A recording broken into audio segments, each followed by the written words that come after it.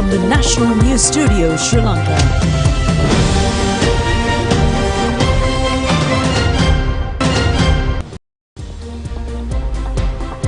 A pleasant evening and a very warm welcome to the National News Broadcast. We are coming to you live from Rupavahini's News Studios. I'm Anjali Anand. And I am Lakshit Singh. We start off by taking a quick look at the top stories for tonight.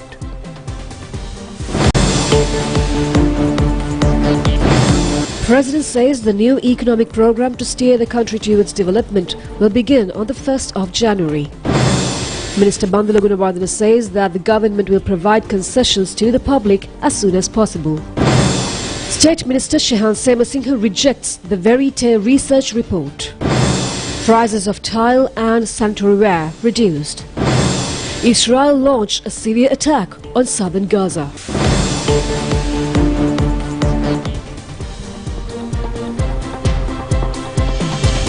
On to those and other stories in detail. We start off with the top story for tonight. President Ranil Wickremesinghe says that the new economic program that steers the country towards prosperity with modernization in all sectors will be implemented from the 1st of January. The president stresses that the economic hardships that the country faced during the past few years cannot be continued to the future generation. The president made these remarks at a ceremony held in the Solis Hotel in Pitakotte today to mark the centenary celebration of the government's evaluation department. The president also introduced the evaluation system, e-evaluation system, to digitalize and the evaluation department. The department's official song and the flag were also launched at this ceremony. President Ranil Wickremesinghe emphasized that global financial entities have acknowledged Sri Lanka's remarkable and swift recovery from economic challenges, particularly in comparison to countries facing bankruptcy amid the global economic recession. Key measures have already been implemented to reinforce fiscal prudence.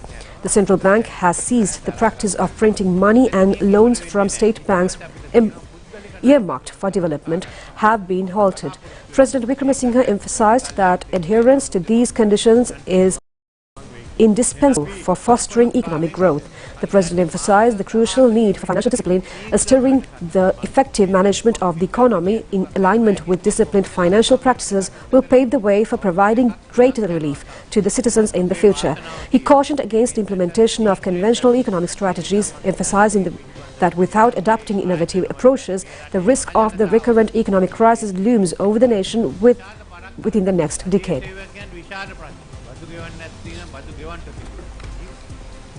Cabinet spokesman Minister Dr. Bandula Gunawardena says that the government will take measures to provide concessions to the general public as soon as possible. The minister made these remarks joining the media briefing held today to inform the cabinet decisions. Cabinet spokesman Minister Dr. Bandula Gunawardena said that the next meeting with the IMF representatives is to be held on the 12th of this month. State Minister of Finance Shehan Semasinghe has said that the second installment of the IMF loan may be released on the same day. Some elements had spread a false information that IMF would not release the second installment. This is totally false. The IMF is to release the second installment within 1 week. In the meantime, China, India, Japan and France had expressed their willingness to debt restructuring in Sri Lanka. Thereby, the government will be able to restart the stalled development projects throughout the country next year. The budget policies have been focused to revitalize the broken economy. According to the agreement started with the IMF, this process of reforms will have to be continued. Whatever government will have to be established in Sri Lanka. With or without our consent, the country has to continue these hard-worked policies. All the people of the country will have to bear this severe burden of a debt problem. This cannot be completed within a year or two. The government will have to continue these heavy taxes for some more years. Therefore, the government has focused attention to provide relief to the most affected and very poor communities.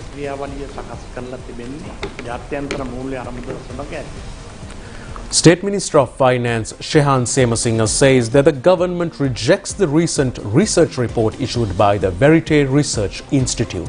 The report had stated that the government's decision to mediate to the Employees' Provident Fund under the local debt restructuring process has been refused by 77% of the elderly population in the country.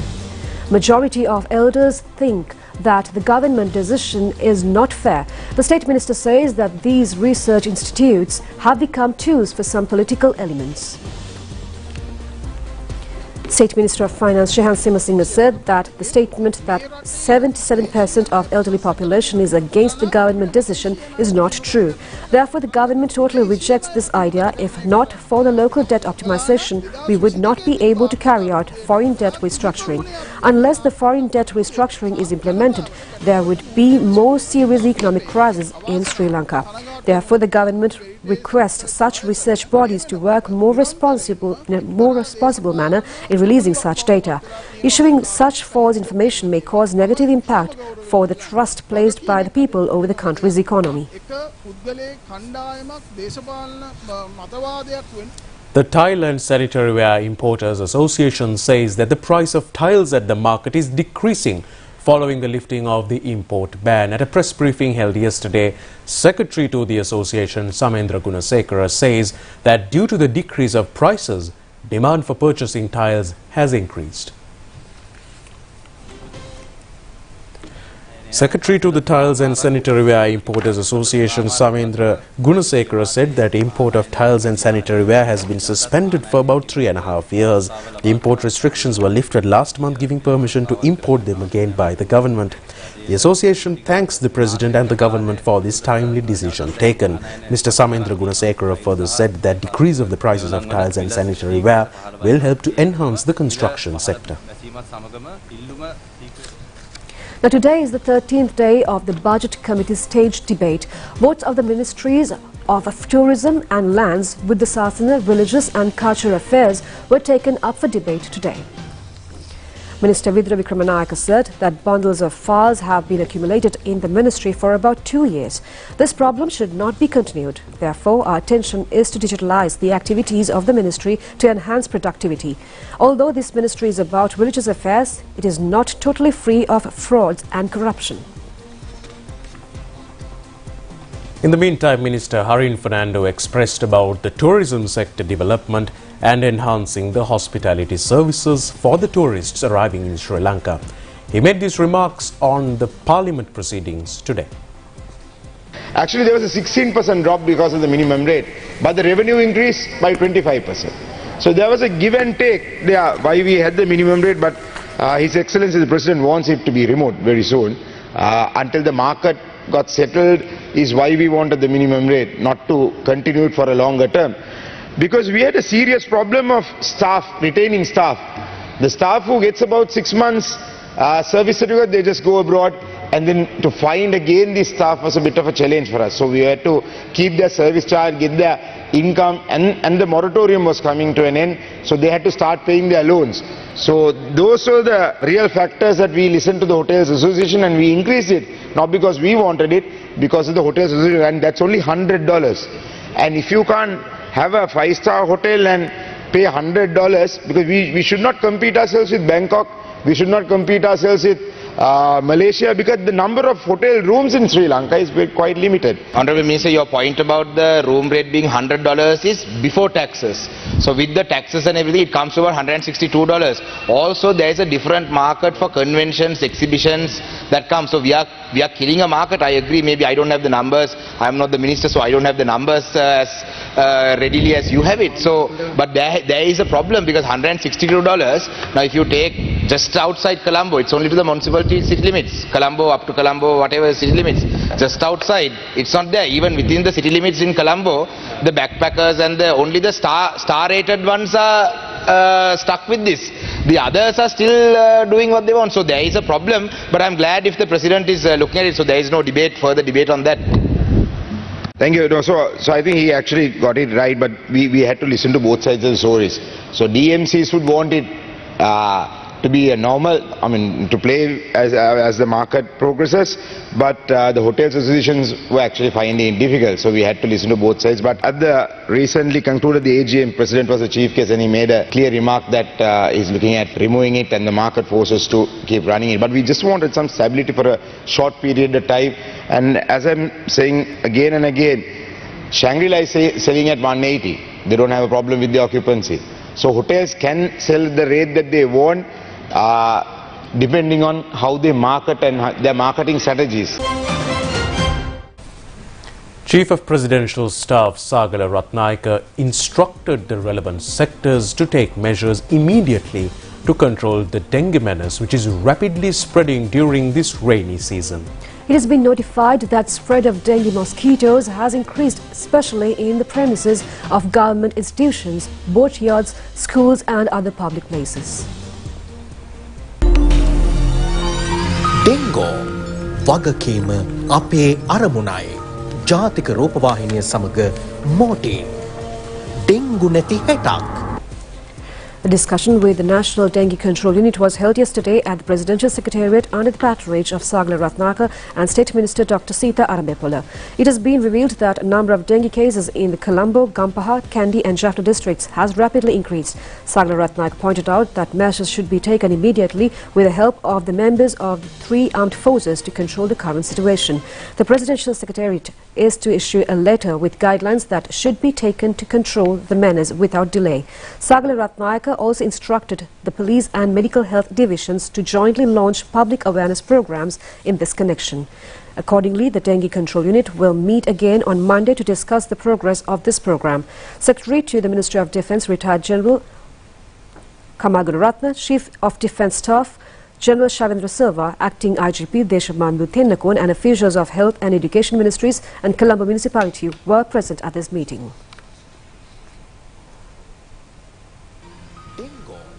වගකීම අපේ අරමුණයි. ජාතික රූපවාහිනිය සමග මෝටින් dengue නැති හෙටක්. Minister Dr. Bandula Gunawardena says that a sustainable transport system should be implemented to change the historic journey of transport sector in Sri Lanka. He made these remarks participating in a consultation seminar on the policies of the draft bill of national electric mobility for Sri Lanka held in Colombo. Experiences on public transport, global and regional electrification were exchanged at this seminar. The draft bill of national electric mobility for Sri Lanka has already been prepared. This seminar was held to obtain views and ideas from the transport sector to prepare the final draft. This set of national policy will be presented for e-mobility in the country's transport sector. Minister Dr. Bandula Gunawardena said that if this matter can be approved by the cabinet as a cabinet paper, it will help to significantly change the historical journey of transport in Sri Lanka. Therefore, I request you to make a significant contribution for this national policy, as it will lead to set a sustainable transport system in the country. Secretary to the Ministry of Transport MPK Mayadun and many government representatives of the transport sector were present at this seminar. The Relief Service Centre for Disabled Persons constructed at the Central Bus Stand in Petta was vested with the public today under the patronage of Minister Dr. Bandula Gunawardena. This centre has been set up in line with the World Disabled Persons Commemoration Day, which fell on the 3rd of this month. The Parliamentary Advisory Committee for Providing Relief to the Disabled Community and the Commission for Providing Relief to the Disabled in Sri Lanka provided guidance to construct this centre. Constructions were carried out by the Training and Research and the Civil Engineering sections of Sri Lanka Transport Board. Chairman of the Sri Lanka Transport Board, Lalit Dialvis, and a number of officials were present at this occasion. Sri Lanka Youth Declaration, which was presented to the UN Climatic Changes or COP28 summit, was offered to President Ranil Wickremesinghe. This declaration consists of 10 main recommendations that can be taken as remedies for the influence of climatic changes.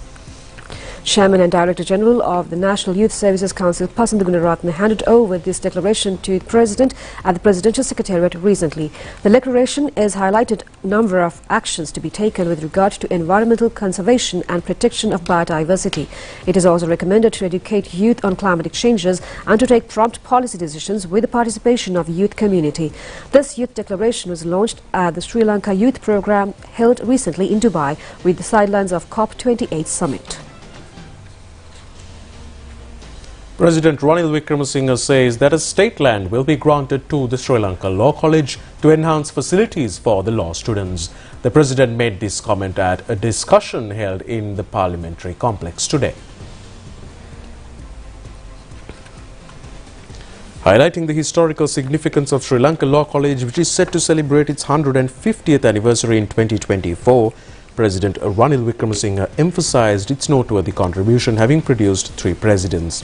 Minister of Urban Development and Housing Prasanna Ranatunga conveyed that a plot of land owned by the Urban Development Authority will be provided to Sri Lanka Law College in accordance with the President's directive. President Wickremesinghe directed relevant authorities to promptly formulate plans for the immediate enhancement of the Law College's facilities. In the initial phase, a 40-perch plot will be allotted, with the remainder to be provided as per the requirements outlined in the comprehensive plan following consultations with the Ministry of Justice.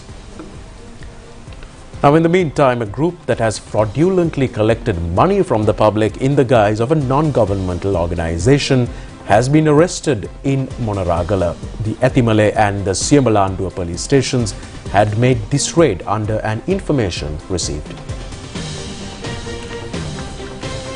This group has collected money promising financial assistance for the people to start self-employment and to provide sets of books to school children.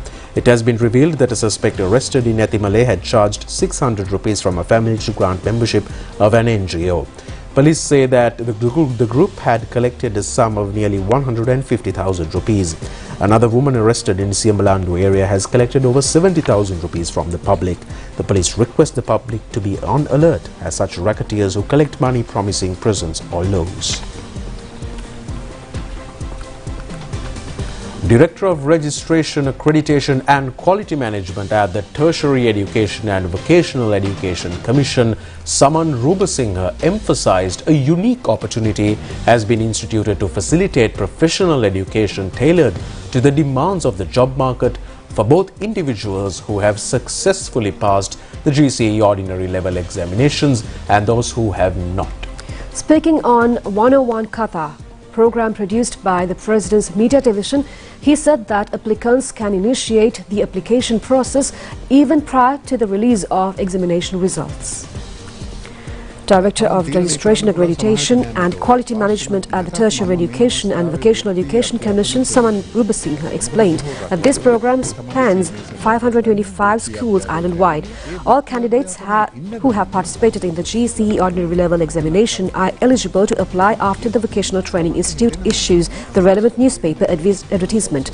All courses are meticulously designed with a focus on the contemporary job market. He also highlighted that vocational education is integrated into the school curriculum during the first year, followed by the conferment of an NVQ level certificate in the second year through collaboration with the Vocational Training Institute. Upon obtaining the NVQ4 certificate, individuals have the opportunity to pursue further education at various levels, including diplomas, advanced diplomas and degrees. He also providing further insights, emphasized that through this program, all students who participated in the GCE ordinary level examination have been afforded the opportunity to pursue vocational education regardless of their examination outcomes. Additionally, individuals preparing for advanced level and those aspiring to pursue professional education abroad often inquire about opportunities. In such cases, they can undertake short-term courses to acquire requisite language proficiency. With that, we take a few more local news items in brief. The Gampaha District Development Committee meeting, which was held today under the patronage of Prime Minister Dinesh Gunawardena, and attention was paid to focus or rather discuss the district development plan and to the relevant problems and solutions. This plan has been implemented in line with the government's development program, New Village, New Country. LOLC has started a program to distribute educational equipment among the students of low-income families. A sum of 2.5 billion rupees will be spent for this program titled For the Future of the Children of the Nation. Over 4,000 schools are expected to be covered by this program. School items were distributed among the students of low-income families in the Colombo district recently. Colombo Magistrate Courts today ordered to acquit former DIG Nalaka Silva from a case filed against him. The case was filed in 2019 under the charges of conspiring to assassinate a VIP. The Attorney General today informed the court that there is no sufficient evidence against Nalaka Silva to continue this case. Stay tuned with us for news from overseas coming your way after this short break. But before we take a look at news from overseas, we have one more local item to be looked at, and that is an international trade and cultural exhibition which was held recently to raise funds for neurological surgical project at the Lady Ridgeway Children's Hospital in Colombo. The exhibition, titled International Bazaar and Cultural Extravaganza 2023, was jointly organized by the Sri Lanka Foreign Service Association and the diplomatic consulars in Colombo. There were local and foreign trade stalls and various cultural items in the exhibition. Many foreign diplomats serving Sri Lanka were present at the fashion show held in this event.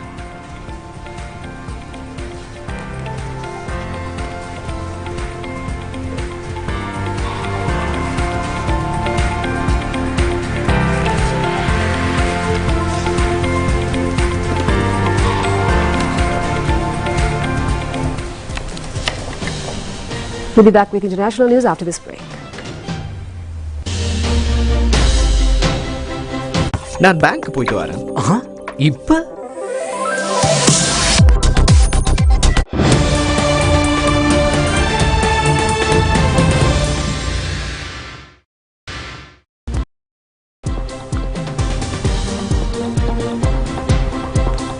On foreign news, heavy fighting is taking place across Gaza, with house-to-house fighting reported as Israeli forces intensify their ground operation. Israeli tanks are closing in on 3 areas. Khan Yunis is in the south and the Jabalia in Sujaya in the northern, where hundreds and thousands of civilians remain. The Hamas-run health ministry in Gaza says 73 people have been killed in central Gaza in the past 24 hours. In an update, the health ministry says 73 bodies and 123 injured people were taken at the Al-Aqsa hospital in central Gaza in the past day. Israel's army spokesman Daniel Hagari confirmed there are still 138 hostages being held in Gaza and called on the international community to do more to secure their release. He further said that the international community must take action and that the Red Cross must have access to the hostages. Israeli defense forces said it will not allow civilians to use the Salah al-Din road, which is the main road crossing the length of Gaza, used as an evacuation route from northern Gaza. The UN says 600,000 people are under evacuation orders in southern Gaza, but stresses that citizens have nowhere to go because shelters are full. Israel said its troops had reached the heart of Khan Yunis, the largest southern city, on the most intense day of fighting in its ground operation.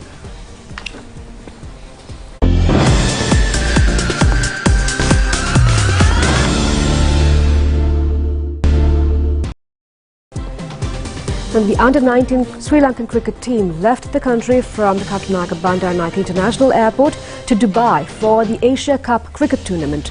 This is the first time a Sri Lankan cricket team is going for an international tournament while having an international cricket ban. Sri Lanka's squad is included with 27 players and officials. Sinet Jayawardena of Colombo Royal College will lead the team. At the airport, he told the media that his team is confident to win this tournament. The first match of Sri Lanka will be played on the 9th of this month against Japan.